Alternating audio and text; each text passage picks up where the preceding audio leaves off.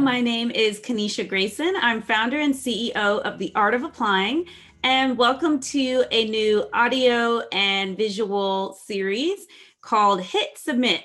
So this is going to be me talking to our actual clients here at The Art of Applying before they've heard back from their schools. So these are interviews with our actual clients that are in the middle of working with us, and they have just submitted one or more of their applications, which is why the series is called Hit Submit. And today we are speaking with Anthony, who is our first guest, our first client, and I would say one of our most spectacular clients for lots of reasons. And I'm really excited to introduce you to Anthony and share his story today. One quick note is I'm calling him Anthony. That is not his actual real name.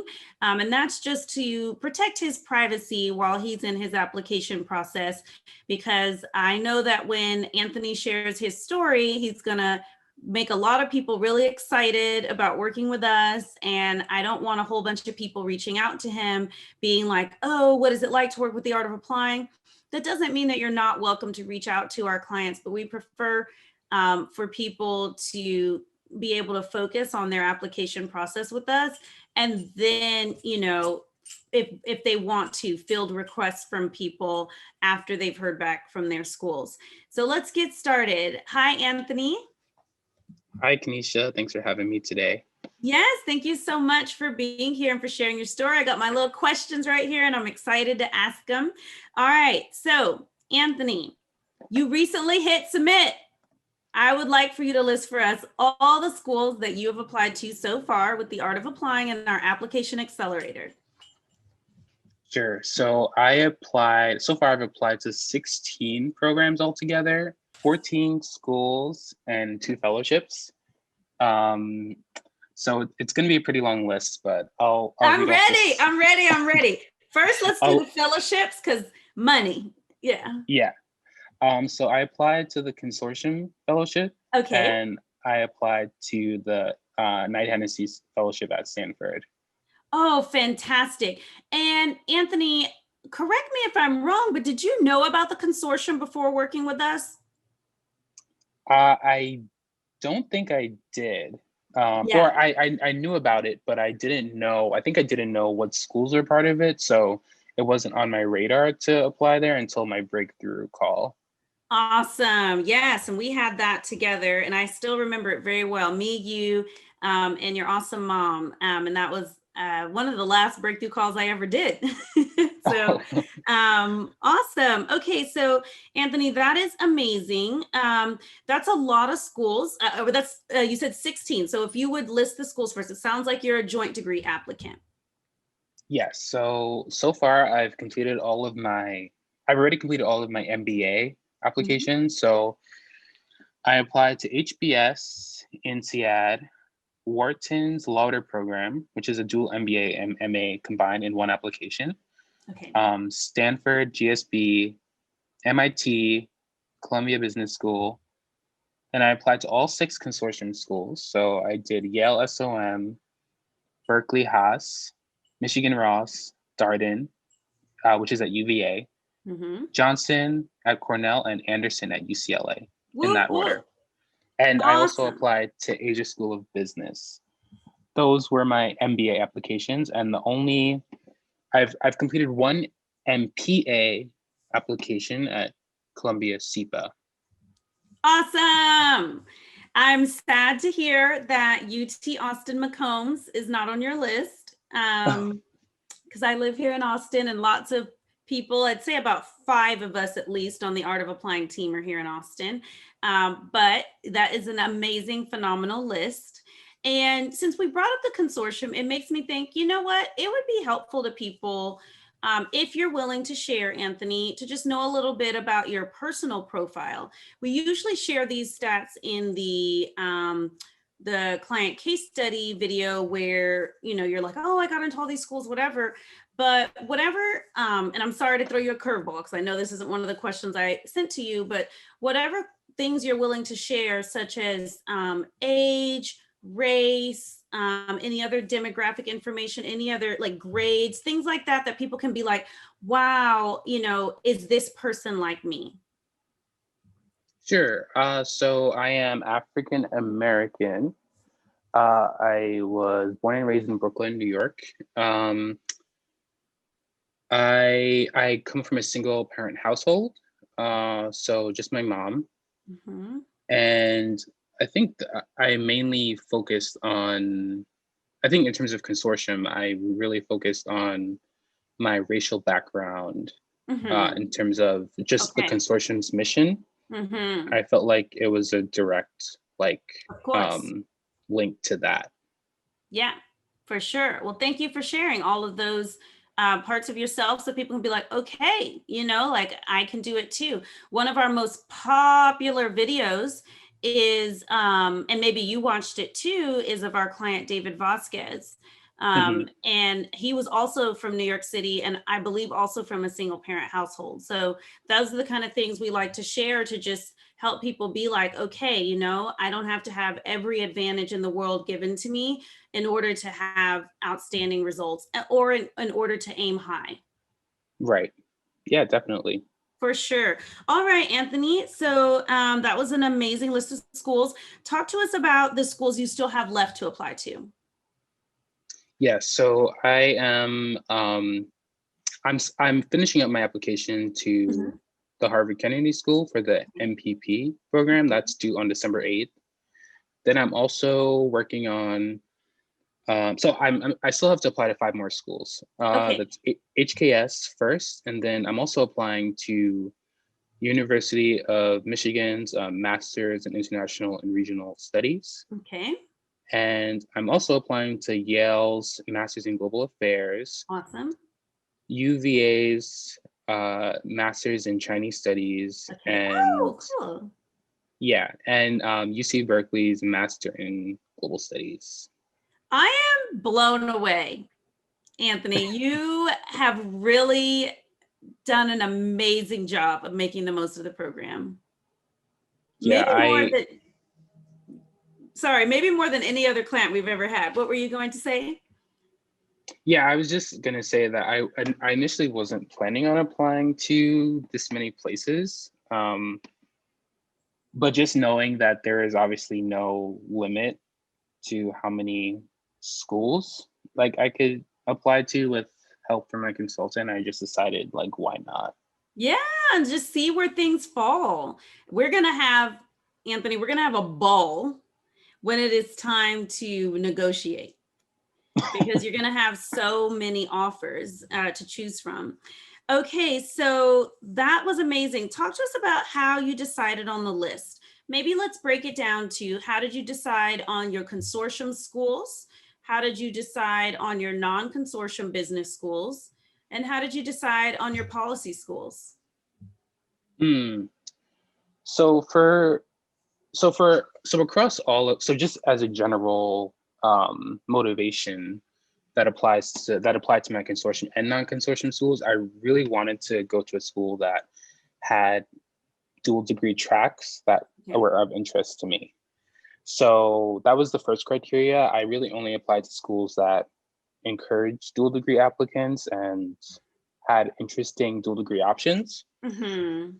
For my consortium schools, I really made sure I because I'm currently working in the tech sector, I picked schools that had really strong connections to the tech industry and also had really um, in particular had strong connections to the tech industry in Asia because that's where I'd like to go after graduating.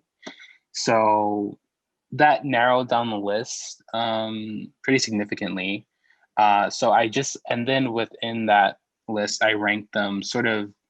I chose, of course, the schools that would probably have the best return on investment, just based on like the name or Mm-hmm. the location.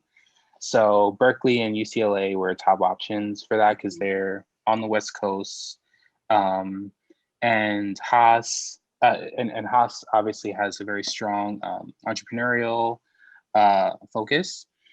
And Cornell, Johnson, Darden, and Yale also have an entrepreneurial focus and very dedicated entrepreneurial resources. So once I came up with that list of 6, I just ordered them based on my interest in the programs and what I thought would give me the best return on investment long term. And the same sort of applied to my non-consortium schools.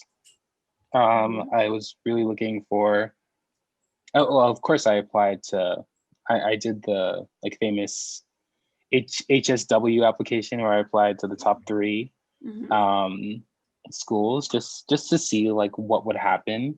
Of course.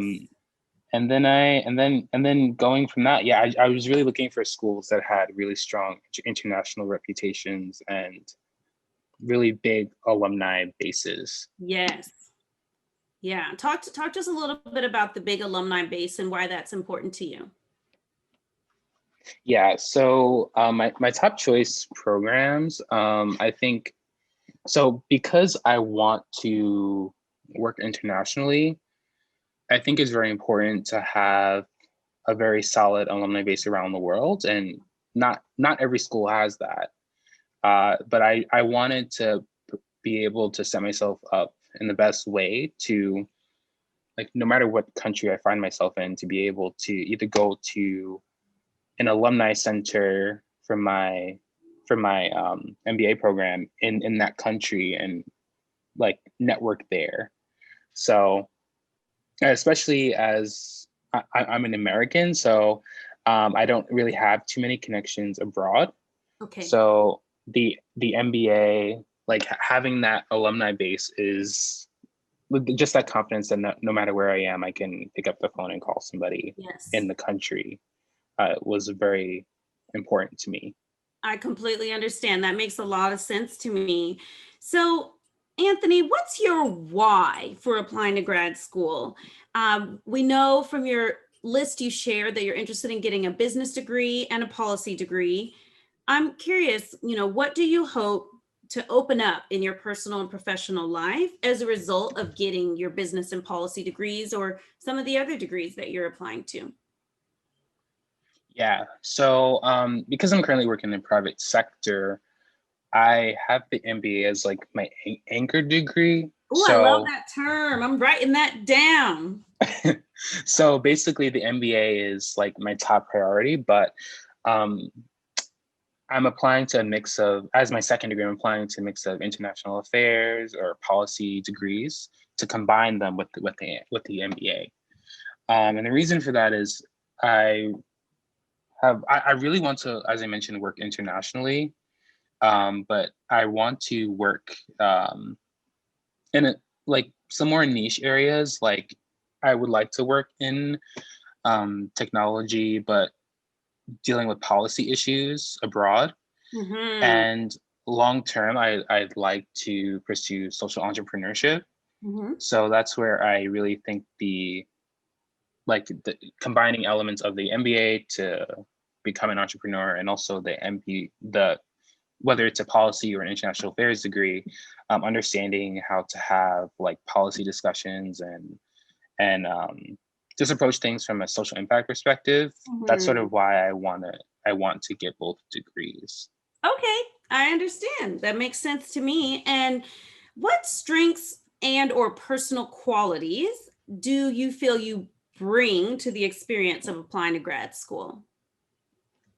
Yeah, so I think the biggest strength or personal quality that I brought was my organization skills.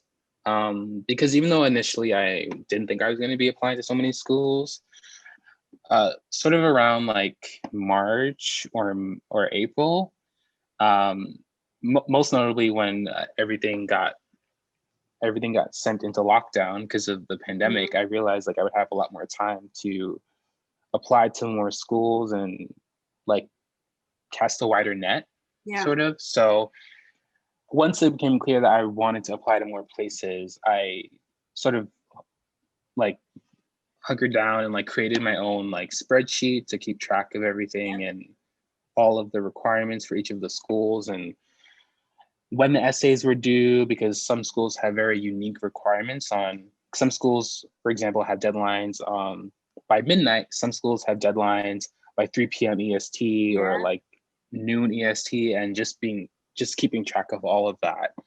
I think I that's one skill that really proved useful. Yes. Did you know how organized you were before going through this process? I knew that I think I'm a really organized person, so that's something that I've really been, or that I mention a lot, is like one of my strengths whenever I'm interviewing for a job. So I was like, applying to MBA program or applying to grad school in general is sort of like another job in the sense that it's so much time and effort, and there's so many different like components in terms of like not just presenting my best possible profile, but also making sure that I'm not missing anything. So Mm-hmm. I took it really seriously. So you brought your strength of organization to the application process, and that has served you really well. Anthony, by going through the application process, what have you learned about yourself? What strengths have you gained after working with us and after applying to so many schools and fellowships? Mm. Well, I think before actually going through the application process, I didn't really see myself as like being capable or really committed to entrepreneurship. But through like researching all of the schools I was applying to and just responding to the prompts themselves, I realized, oh, this is actually something that I could see myself doing. Yeah. Um, because my thinking about grad school, I've always been thinking about like what job I want afterwards Yeah. and finding what the perfect fit would be. But now I'm realizing that I actually kind of wanted, I would really be open to doing something on my own and be confident in doing that. Um, and I think one strength that I really gained was writing about myself, because I really haven't written about myself since I was applying to college. Mm, Uh, and since then, it's always been like I've considered myself a good writer in terms of like writing essays for classes and writing emails or whatever. But I really had a hard time, like, or I thought I had a hard time writing about myself. It's not something that I've done in a really long time. mhm. So I think writing so many essays for all of my schools, that's definitely something I've gotten a lot better at. Yeah, it's very helpful to know how to write about yourself. You're going to need to write about yourself in cover letters when you're applying to internships, cover Hmm. letters when you're applying to jobs. When you're an entrepreneur, you're going to need to write about yourself to pitch to possible investors or to clients. So Hmm. I have to write about myself, and my team has to write about me and our company and our clients every day. So that's an Hmm. amazing skill to have gained. Yeah, definitely. Awesome. Anthony, what surprised you about the application process? Yeah, so something that surprised me is actually how important talking to current and former students actually is. Mm, Because I know that that's something that a lot of people tell you to do, and even admissions people tell you to do, to learn more about the school and like what the culture is like to see if you'd be a good mhm, fit.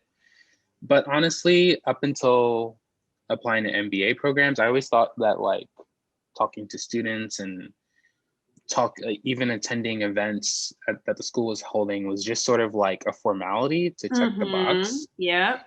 But I realized like after talking to a couple students early on in the process, like I got so much great information that I could include Mhm. in my application, even from students that were probably less enthusiastic about talking with me just because of how busy they were or whatever. Like just like little like nuggets that I could like drop in to my application That's right. at, Those at whatever nuggets. point. Sorry to interrupt. Yeah.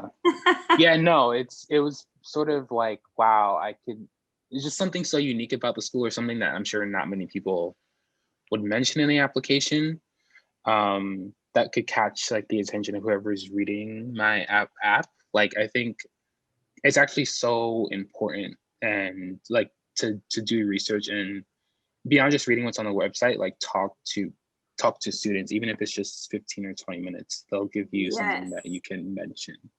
Yes, yes, yes. And those, I love that. Those nuggets, they elevate your application to the next level. Mm-hmm. And did you use the email that always works to reach out to people? Did you craft your own? Yeah, no, I use the email that always works because I thought it was a great layout and just in well, I don't know how much I can give away about the actual Oh, email, you can but say whatever you want. It's fine. oh, okay. But just in terms of like being upfront about what times you have available so that the person on the other end can see what works for them, I Yes, think is really valuable because a lot of times, like, and I've heard this from other students, MBA students as well, they'll have a back and forth, like, of it's like, so oh, what time annoying. works for you? Or like, oh, that time doesn't work for me. How about, does this time work? Are you available on the weekends? And no, I'm not available on the weekends. Like, it eliminated all of that. So I Mhm. would just send out the email and then like the first response back from the student would be like, oh, this time works. And then Perfect, right? there's no discussion. Yeah. So I Yeah. thought that was really helpful. It is. I'm so glad. I'm so glad you used it and that it was really helpful. The email that always works for those of you listening and watching is an email that I created when I was a student at Harvard Business School and Harvard Kennedy School to use to reach out to people for my internship search. I didn't really do a full-time job search because I was so compelled to start the art of applying. And when I showed it to my career coach at Harvard Business School, this email that always works, she said, can you show the whole class? And I was like, yeah, if you pay me. And she laughed in my face and said, we're not paying you and you're a student. And then one day I was walking through the hallway and she came and found me and said, you know what, Kanisha, we changed our mind. We'll pay you to teach it.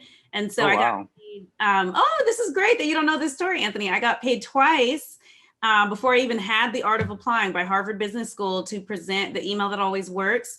I would do them during like lunch presentations, and I would just have like, dozens of my classmates come and sit in on it and just learn. It's a simple email, but it's very helpful. And it Mm-hmm. really does always work because it just cuts down on all the back and forth of are you available, are you not, whatever. So that's one of many resources we offer to our clients here at the Art of Applying. And I'm so glad to hear that it was helpful. Um, Anthony, what was harder than you expected it to be? And was anything easier than you expected it to be in the application process? Mm-hmm. Well, for me, I think it was a lot harder than I expected to keep track of everything. Um, Mhm.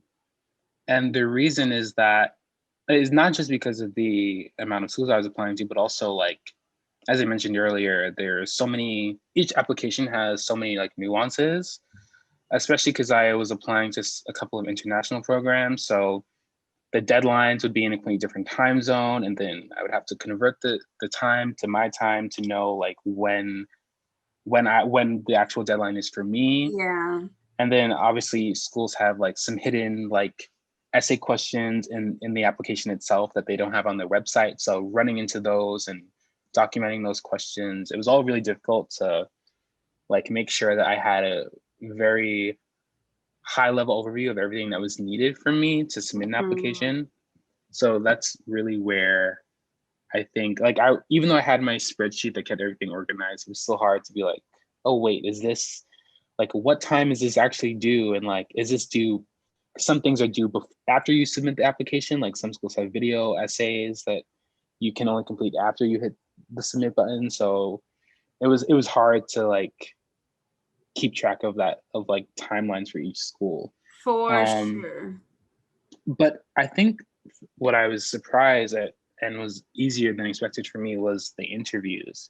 Um, I didn't expect. I thought that the interviews would be like the most well, not the most difficult part, but I thought that I would need to like in my head. I was like, oh, if I get like 5 interviews, like MBA interviews, then I'll need to I'll need to like prepare for 5 different interviews and make sure that like I'm like preparing for each school separately. But what I realized is that the interviews aren't really supposed to be customized to each school. Like it's more so like you just have to have a very good message on like what you want from an MBA, and like obviously you have to customize it insofar as why that particular school. Yes. But beyond that, the responses were pretty much the same. And I noticed like as I was completing interviews, it was actually getting easier, and I was Mhm. like not needing to prepare as much beforehand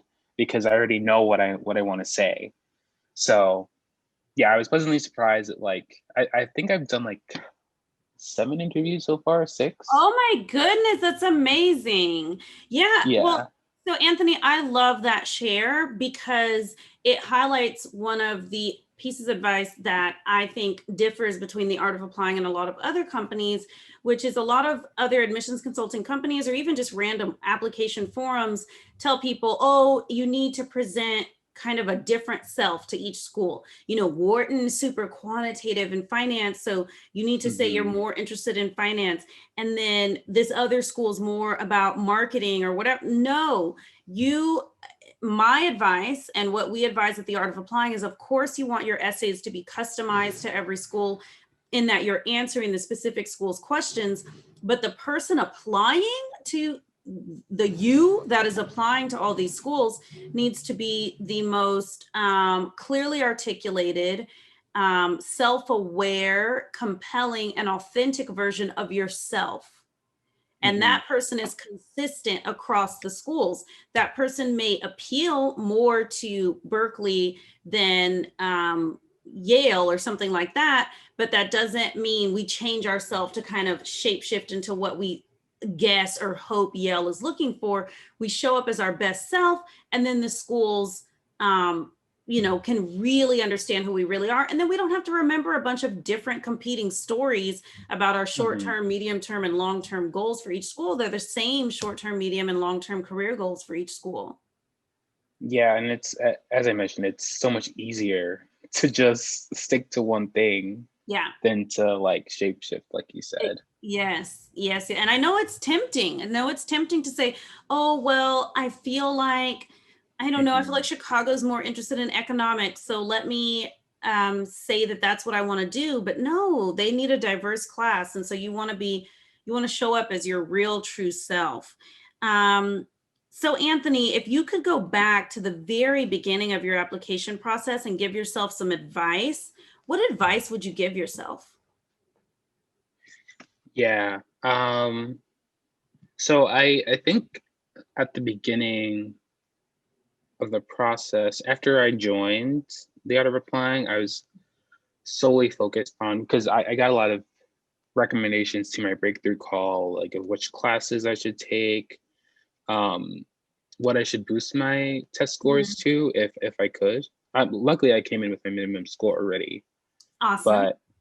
but just the recommendations of like what test score I should have to like boost my chances. Mhm. The first like I want to say 4 months of Yeah. being in the Art of Applying, I was fully focused on test scores and like my supplemental courses that I took Mhm. out like through like online to boost my Mhm. GPA. Um, and I sort of regret the whole like spending dedicating that much time to just boosting a test score that was already good, Yeah. and dedicating 100% of my time to this class that was online that I could get an A anyway Mhm. in, um, and focus more on my story like earlier Mhm. on, because I didn't really start like crafting a story until July, Mm. which was Mhm. pretty late.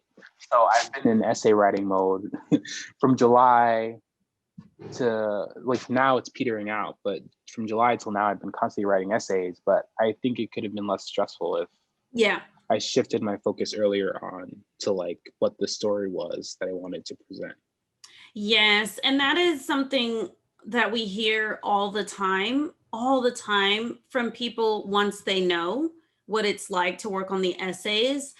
It's very hard to persuade an applicant into focusing less on the test score and less on, it's good. I want people to get solid test scores. I want people to take supplementary coursework, but I don't think until people really get into the essay writing process and also get to see how amazing their essays will end up being, that applicants really value that part of the application.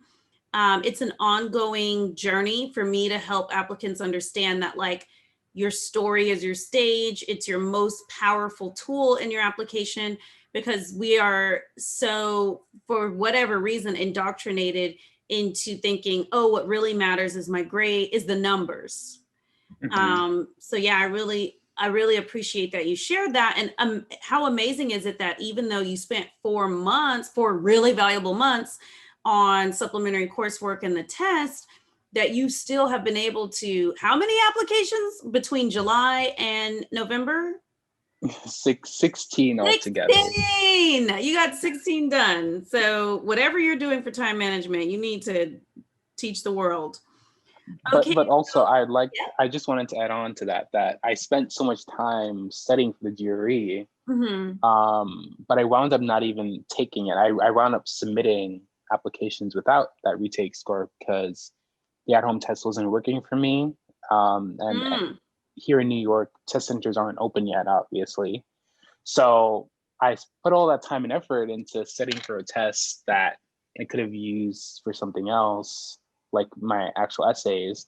And I that's why I really regret it, because I submitted my applications without even that updated GRE score. Mm-hmm. So that's definitely something I really would have changed earlier on. Understood. I mean, this is gold what you're sharing, Anthony, because so many times people, you signed up really early for the application accelerator, and I'm so proud that you did. I think you signed up in January or February. Yeah, it was February. February, very early, one of the first people to join this class of the application accelerator. But we so often have people reach out to us for a breakthrough call, and then they're like, I'm just going to spend the next 4 months or so on the test, and then I'll think about signing up. And I'm like, don't do that. Like, Yeah. save yourself. Yeah, because so often people will spend so much time on the test, and then unfortunately sometimes they don't even get the score, Mm-hmm. a higher score. That's what happened to me. When I Oh was no. I studied for 4 months and I got the exact same score as I did on day 0. Oh, that's so disappointing. It was Yeah, really disappointing, but it worked out. It's fine. That's funny. All right, so last question, Anthony. Let's speak to your future self, the future Anthony, who's going to hear back from your schools and your fellowships, and that's going to be around March 2021. What does Anthony today, what does he want to say to Anthony who's hearing back in March? Yeah, so I think the biggest thing for me right now is I want to make sure that depending on wherever I get in, that I pick the best fit and not necessarily the best name in terms of school. So I think, I mean, obviously, I don't know where I'm going to get into or how much money I'm going to get from each school, but I think I would just tell my future self, like, be more critical of like where you decide to go. Like, don't just pick a school because it's ranked higher or like has better brand recognition. Like, pick a school that you actually enjoy speaking to the students from, or like that you had the best impression of in the interviews and stuff. So yeah, I think that's the biggest thing I would tell myself in the future. I love it. I love it. So we just have to, we have this recorded, this is here. So we have to remind you in the future, when you're going to get all these amazing acceptances and scholarship offers, which I have no doubt about, to just make sure you choose the school that's the most authentic, connected, relevant, compelling school for you. Name recognition is a part of that, but to not just blindly look at the rankings and just choose the highest ranked school. Exactly. Yeah, this will be a permanent reminder. Yeah, yes, it is. All right. Well, Anthony, those are all my questions for you. Thank you for being my first hit submit client. to interview and to share your story. I am so impressed with how you have been able to stay within your package at the application accelerator. You haven't purchased, I don't think, anything extra, right? No, I still have words left over actually. Wow. Yeah, which I was very surprised. Like I remember you and my consultant were like, "Oh, this is a lot. Like you might want to consider like or like you should definitely consider buying more words." And I was like, you know what? I don't think so. Like I think I could get through it without, and I was able to. Like I have a few thousand words left. Wow. I'm so impressed. This is awesome. So yeah, we definitely have to have a little separate call, me and you, to just show me how you were able to do it, because I love that. I want to be able to pass on that knowledge to other clients so that they can, if they feel confident that they can get all their school applications done without, you pay us once, pay the tuition, and then just know that you're set for your application. That's amazing. Well, thank you so much for sharing your story today, and I can't wait for you to receive all your great news. Thanks, Kenisha. It was fun.